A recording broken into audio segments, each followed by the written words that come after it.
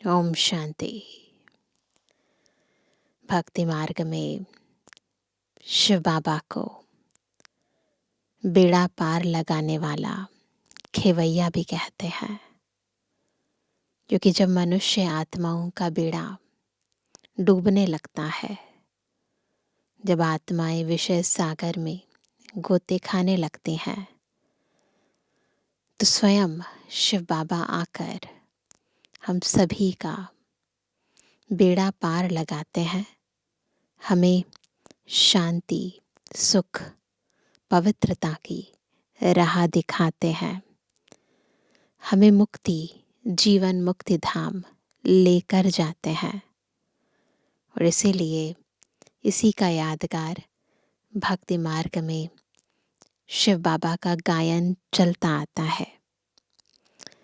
शिव बाबा संगम पर न केवल हमारा बेड़ा पार लगाते हैं, अपितु हमें भी इस लायक बनाते हैं कि हम अन्य आत्माओं को भी सही राह दिखा सकें, उनके जीवन में भी सुख, शांति, आनंद और प्रेम का सूर्य उदय कर सके। आज की मुरली भी हमें हमारे इस जिम्मेवारी की स्मृति दिला रही है और बाबा के इस विशेष कार्य की ओर हमारा ध्यान खिंचवा रही है। सुनते हैं बाबा के मधुर महावाक्य। आज है 8 फरवरी 2025। बाबा के महावाक्य हैं, मीठे बच्चे, तुम खुदाई खिदमतगार बच्चे सैल्वेशन आर्मी हो। तुम्हें सबको शांति की सैल्वेशन देनी है। सारी दुनिया अशांति में है और हम सबको शांति धाम ले जाते हैं, मुक्ति धाम ले जाने की राह बताते हैं, अनुभव भी कराते हैं। प्रश्न है, तुम बच्चों से जब कोई शांति की सैल्वेशन मांगते हैं तो उन्हें क्या समझाना चाहिए? बहुत लोग चाहते हैं ना, शांति मिले, शांति मिले। क्या क्या नहीं करते केवल शांति के लिए। उत्तर है, उन्हें बोलो, बाप कहते हैं, क्या अभी यहाँ ही तुमको शांति चाहिए? यह कोई शांति धाम नहीं है। शांति तो शांति धाम में ही हो सकती है, जिसको मूल वतन कहा जाता है। आत्मा को जब शरीर नहीं है तब शांति है। सतयुग में पवित्रता, सुख, शांति सब है। बाप ही आकर यह वर्षा देते हैं, तुम बाप को याद करो, है ना। क्योंकि शांति का यथार्थ अर्थ भी आत्माओं को पता नहीं है। तो पहले तो उन्हें पता होनी चाहिए कि वास्तविकता में शांति है क्या, फिर शांति वास्तव में है कहाँ, वो बताना है। ओम शांति। रूहानी बाप बैठ रूहानी बच्चों को समझाते हैं। सब मनुष्य मात्र यह जानते हैं कि मेरे अंदर आत्मा है। जीव आत्मा कहते हैं ना, कहते मेरे अंदर आत्मा है, तो खुद को तो शरीर समझते हैं ना। पहले हम आत्मा है, पीछे शरीर मिलता है। कोई ने भी अपनी आत्मा को देखा नहीं है, सिर्फ इतना समझते हैं कि आत्मा है। जिसे आत्मा को जानते हैं, देखा नहीं है। वैसे परमपिता परमात्मा के लिए भी कहते हैं, परम आत्मा माना परमात्मा, परंतु उनको देखा नहीं है। ना अपने को ना बाप को देखा है। कहते हैं कि आत्मा एक शरीर छोड़ दूसरा लेती है, परंतु यथार्थ रीति नहीं जानते, बस कहते हैं, है ना।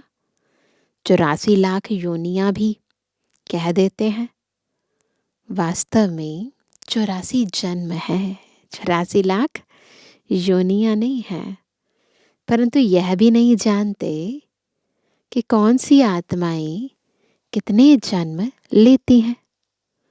आत्मा बाप को पुकारती है परंतु न देखा है न यथार्थ रीति जानते हैं। पहले तो आत्मा को यथार्थ रीति जानते, तब बाप को जानते। अपने को ही नहीं जानते तो समझाए कौन। इसको कहा जाता है सेल्फ रियलाइज करना। जब तक सेल्फ रियलाइजेशन नहीं है तब तक गॉड रियलाइजेशन भी नहीं हो सकती। सो बाप बगैर तो कोई करा ना सके। आत्मा क्या है, कैसी है, कहाँ से आत्मा आती है, कैसे जन्म लेती है, कैसे इतनी छोटी आत्मा में 84 जन्मों का पाठ भरा हुआ है, यह कोई भी नहीं जानते। ये सारी बातें कोई भी नहीं जानते। अपने को नहीं जानते तो बाप को भी नहीं जानते। यह लक्ष्मी नारायण भी मनुष्य का मर्तबा है ना। ये भी एक पोस्ट है, पोजीशन है लक्ष्मी नारायण। इन्होंने यह मर्तबा कैसे पाया? कैसे इन आत्माओं ने यह मर्तबा पाया? यह कोई भी नहीं जानते। इस समय के पुरुषार्थ अनुसार ही वो प्रारब्ध मिलती है ना। जानना तो मनुष्यों को ही चाहिए। कहते हैं यह वैकुंठ के मालिक थे, परंतु उन्होंने यह मालिकपना लिया कैसे? फिर कहाँ गए? उसके बाद कहाँ चले गए? कुछ भी नहीं जानते। अब तुम तो सब कुछ जानते हो, आगे कुछ भी नहीं जानते थे। जैसे बच्चा पहले जानता है क्या कि बैरिस्टर क्या होता, छोटा बेबी तो नहीं जानता। पढ़ते पढ़ते बैरिस्टर बन जाता है। तो यह लक्ष्मी नारायण भी पढ़ाई से बने हैं। बैरिस्ट्री, डॉक्टरी आदि सबके किताब होते हैं ना। इनका किताब फिर है गीता, ये श्रीमद् भगवद गीता। वह भी किसने सुनाई? राजयोग किसने सिखाया? यह कोई नहीं जानते। उसमें नाम बदल लिया है। शिव जयंती भी मनाते हैं। वही आकर तुमको कृष्णपुरी का मालिक बनाते हैं। श्री कृष्ण स्वर्ग का मालिक था ना, परंतु स्वर्ग को भी जानते नहीं। नहीं तो क्यों कहते कि श्री कृष्ण ने द्वापर में गीता सुनाई? श्री कृष्ण को द्वापर में ले गए हैं, लक्ष्मी नारायण को सतयुग में, राम को त्रेता में। उपद्रव लक्ष्मी नारायण के राज्य में नहीं दिखाते। श्री कृष्ण के राज्य में कंस, राम के राज्य में रावण आदि दिखाए हैं। यह किसको पता नहीं कि राधे कृष्ण ही लक्ष्मी नारायण बनते हैं। अब कुछ पता नहीं है, कहानियां बैठकर बनाई है और वही स्वीकार करते रहती है आत्माएं। बिल्कुल ही अज्ञान अंधियारा है। अज्ञान को अंधियारा कहा जाता है, ज्ञान को रोशनी कहा जाता है। अब सोझरा करने वाला कौन? वह है बाप। बाबा ही हमारे ज्ञान का चक्षु खोलते हैं, है ना। तो बाबा ही सोझरा लेकर आते हैं, हमें ज्ञान प्रकाश में लेकर आते हैं। तो बाबा कहते हैं वह है बाप। ज्ञान को दिन, भक्ति को रात कहा जाता है। अभी तुम समझते हो यह भक्ति मार्ग भी जन्म जन्मांतर चलता आया है। सीढ़ी उतरते आए हैं, कला कम होती जाती है। सीढ़ी नीचे उतरते हैं तो आत्मा की कलाएं कम होती जाती है ना। मकान नया बनता है, फिर दिन प्रतिदिन आयु कम होती जाएगी। 3/4 पुराना हुआ तो उनको पुराना ही कहेंगे। बच्चों को पहले तो यह निश्चय चाहिए कि यह सर्व का बाप है। पक्का होना चाहिए कि यह सब मनुष्य आत्माओं का पिता है, जो ही सर्व की सद्गति करते हैं, सर्व के लिए पढ़ाई भी पढ़ाते हैं, सर्व को मुक्ति धाम ले जाते हैं। तो पिता भी है, शिक्षक भी है और सतगुरु भी है। तुम्हारे पास एम ऑब्जेक्ट है। तुम यह पढ़ाई पढ़कर जाए अपनी गद्दी पर बैठेंगे, बाकी सबको मुक्ति धाम में ले जाएंगे। चक्र पर जब समझाते हो तो उसमें दिखाते हो कि सतयुग में यह अनेक धर्म है नहीं। उस समय वह आत्माएं निराकारी दुनिया में रहती हैं। यह तो तुम जानते हो कि यह आकाश पोलार है। वायु को वायु कहेंगे, आकाश को आकाश। ऐसे नहीं कि सब परमात्मा है। मनुष्य समझते हैं कि वायु में भी भगवान है, आकाश में भी भगवान है। अब बाप बैठ सब बातें समझाते हैं। बाप के पास जन्म तो लिया, फिर पढ़ाते कौन है? बाप ही। रूहानी टीचर बन पढ़ाते हैं। अच्छा, पढ़कर पूरा करेंगे तो फिर साथ ले जाएंगे। फिर तुम आएंगे पाठ बजाने। सतयुग में पहले पहले तुम ही आए थे। अब फिर सब जन्मों के अंत में आकर पहुंचे हो, फिर पहले आएंगे। अब बाप कहते हैं दौड़ी लगाओ, अच्छी रीति बाप को याद करो। औरों को भी पढ़ाना है, नहीं तो इतने सबको पढ़ाए कौन? बाप का जरूर मददगार बनेंगे ना। खुदाई खिदमतगार भी नाम है ना। अंग्रेजी में कहते हैं सैल्वेशन आर्मी। कौन सी सैल्वेशन चाहिए? सब कहते हैं शांति की सैल्वेशन चाहिए।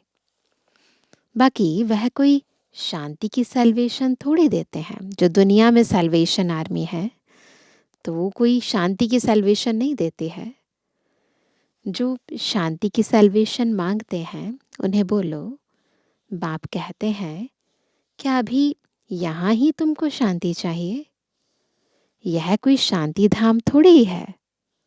शांति तो शांति धाम में ही हो सकती है, जिसको मूल वतन कहा जाता है। आत्मा को शरीर नहीं है तो शांति में है। बाप ही आकर यह वर्षा देते हैं, शांति का भी सुख का भी। तुम्हारे में भी समझाने की बड़ी युक्ति चाहिए। प्रदर्शनी में अगर हम खड़े होकर सबका सुने तो बहुतों की भूलें निकालें, क्योंकि समझाने वाले नंबरवार तो है ना।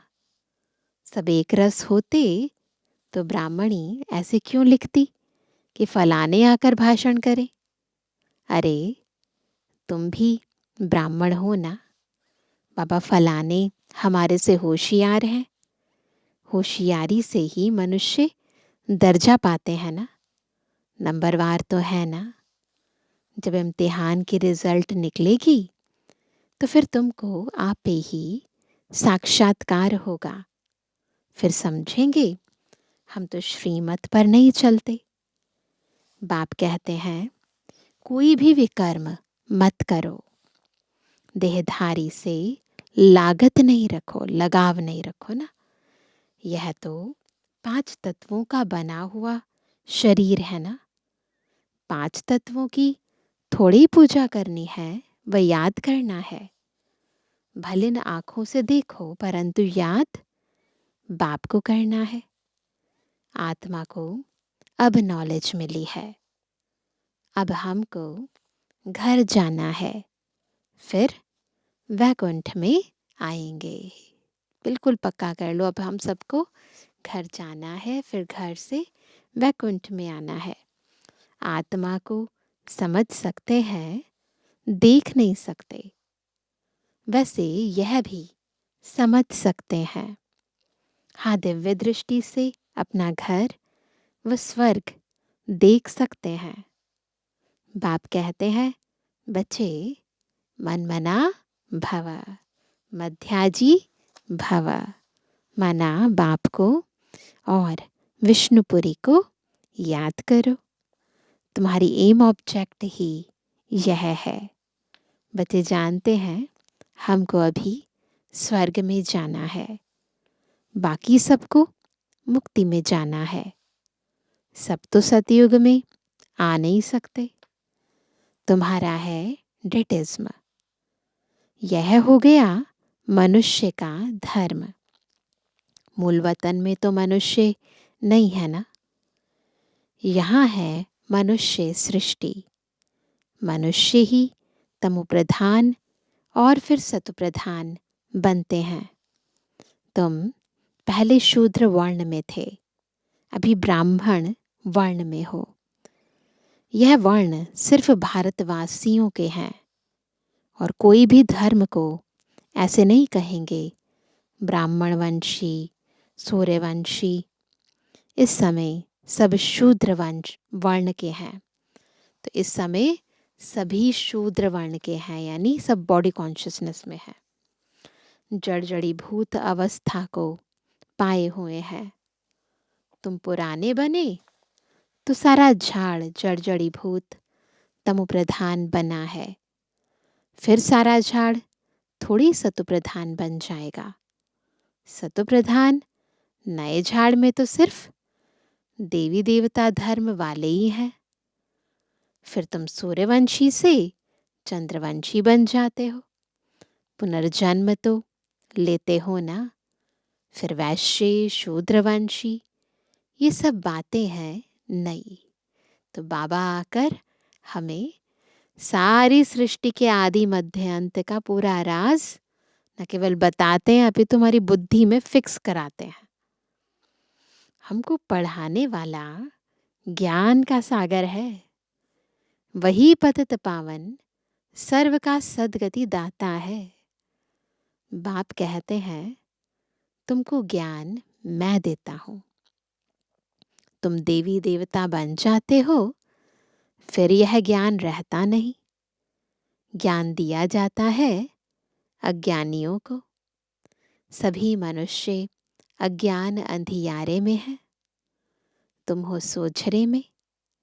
इनके 84 जन्मों की कहानी तुम जानते हो। तुम बच्चों को सारा ज्ञान है। मनुष्य तो कहते, भगवान ने यह सृष्टि रची ही क्यों? क्या मोक्ष नहीं मिल सकता? अरे, यह तो बना बनाया खेल है, अनादि ड्रामा है ना।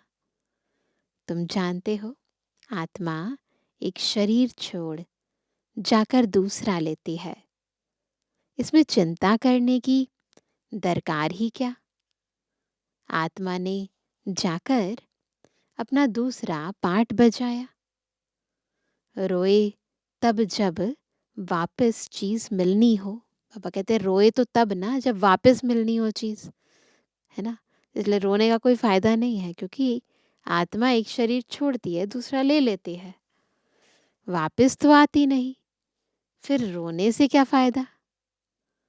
अभी तुम सबको मोहजीत बनना है। तो मोहजीत बनने का आधार है ये ज्ञान कि हम आत्मा है और ये शरीर मात्र पंच तत्वों का एक चोला है।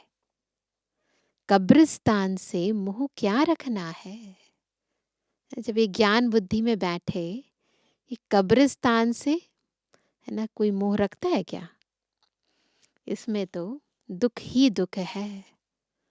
आज बच्चा है, कल बच्चा भी ऐसा बन जाता जो बाप की पाग उतारने में भी देरी ना करे। इस दुनिया में जितना अटैचमेंट होगी, जितना मोह होगा, उतना दुख होगा। बाप से भी लड़ पड़ते हैं। इसको कहा ही जाता है निधन की दुनिया। जिनका कोई धनी धोरी नहीं होता ना, तो वही हाल है। कोई धनी धोड़ी है नहीं जो शिक्षा दे। बाप जब ऐसी हालत देखते हैं तो धड़का बनाने आते हैं। जब दिखता है सारी आत्माएं ही ऐसी हो गई हैं ना, बिल्कुल आपस में लड़ते हैं, झगड़ते हैं, तो बाबा आते हैं, पर अपना परिचय देते हैं और हमको हमारा परिचय देते हैं, तुम्हें धड़का बनाते हैं। बाप ही आकर सबको धड़का बनाते हैं। धनी आकर सब झगड़े मिटा देते हैं। सतयुग में कोई झगड़ा होता नहीं, सारी दुनिया के झगड़े मिटा देते, फिर जय जयकार हो जाती है न। कहा तो कलयुग में हर घर में झगड़ा है, और कहा सतयुग में इतना बड़ा विश्व और कहीं कोई आवाज नहीं, कोई झगड़ा नहीं। यहाँ मेजॉरिटी माताओं की है, दासी भी इनको समझते हैं। हथियाला बांधते समय कहते हैं, तुम्हारा पति ही ईश्वर गुरु आदि सब कुछ है। पहले मिस्टर फिर मिसेस, है ना। अब बाप आकर माताओं को आगे रखते हैं। तुम्हारे ऊपर कोई जीत पा ना सके, तुमको बाप सब कायदे सिखला रहे हैं।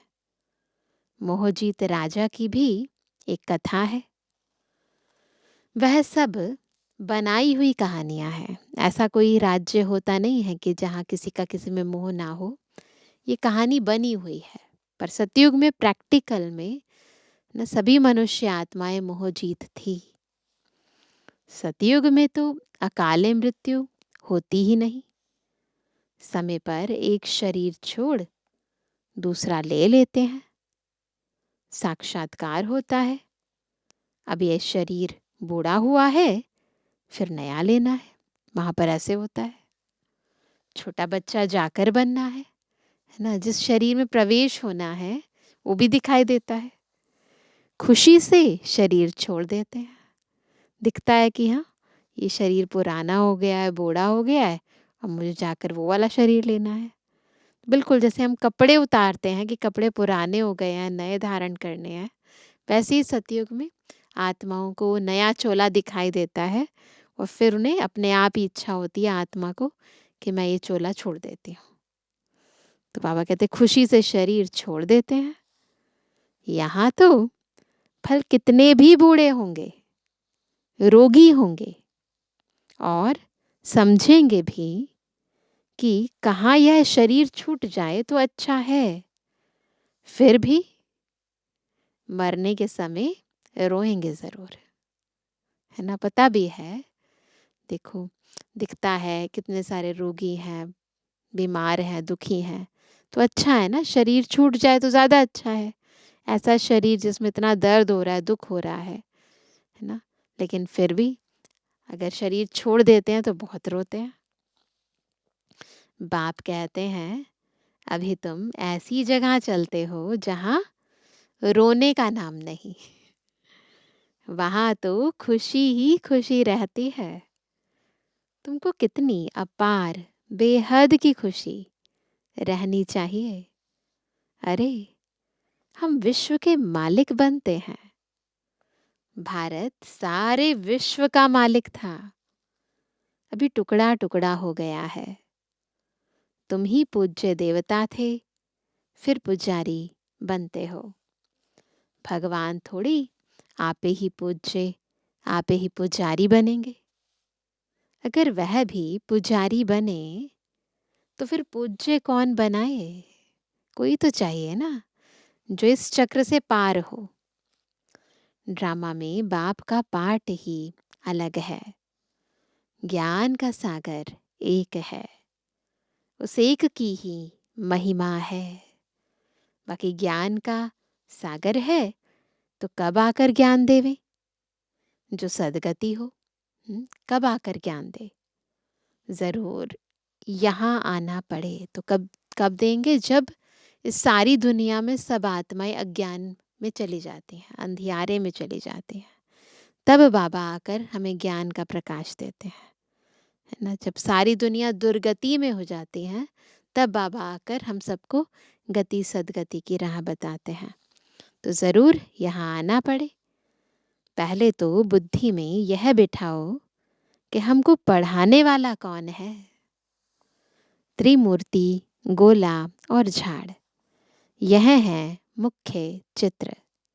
झाड़ को देखने से झट समझ जाएंगे हम तो फलाने धर्म के हैं, हम सतयुग में आ नहीं सकते।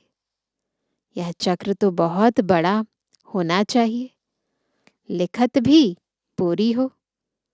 शिव बाबा ब्रह्मा द्वारा देवता धर्म यानी नई दुनिया की स्थापना कर रहे हैं। शंकर द्वारा पुरानी दुनिया का विनाश, फिर विष्णु द्वारा नई दुनिया की पालना कराते हैं। यह सिद्ध हो जाए, ब्रह्मा सो विष्णु, विष्णु सो ब्रह्मा, दोनों का कनेक्शन है ना। ब्रह्मा सरस्वती सो फिर लक्ष्मी नारायण बनते हैं। चढ़ती कला एक जन्म में होती है, फिर उतरती कला में 84 जन्म लगते हैं। अब बाप कहते हैं, वह शास्त्र आदि राइट है, वह मैं राइट हूं। सच्ची सत्यनारायण की कथा तो मैं सुनाता हूं। अभी तुमको निश्चय है कि सत्य बाप द्वारा हम नर से नारायण बन रहे हैं।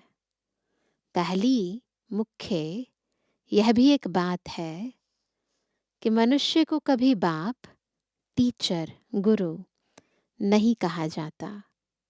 गुरु को कभी बाबा व टीचर कहेंगे क्या? यहाँ तो शिव बाबा के पास जन्म लेते हो, फिर शिव बाबा तुमको पढ़ाते हैं, फिर साथ भी ले जाएंगे। मनुष्य तो ऐसा कोई होता नहीं जिसको बाप, टीचर, गुरु कहा जाए। यह तो एक ही बाप है, उनको कहा जाता है सुप्रीम फादर। लौकिक बाप को कभी सुप्रीम फादर नहीं कहेंगे। लौकिक पिता को कभी कहते हैं परम पिता? नहीं, सुप्रीम फादर केवल एक शिव बाबा को कहते हैं। सब याद फिर भी उनको करते हैं।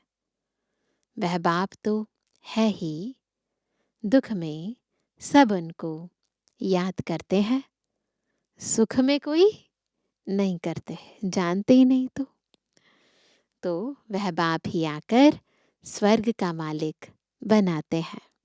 अच्छा, मीठे मीठे सर्व से एबल आज्ञाकारी बच्चों पर माता पिता बाप दादा का याद। Good morning.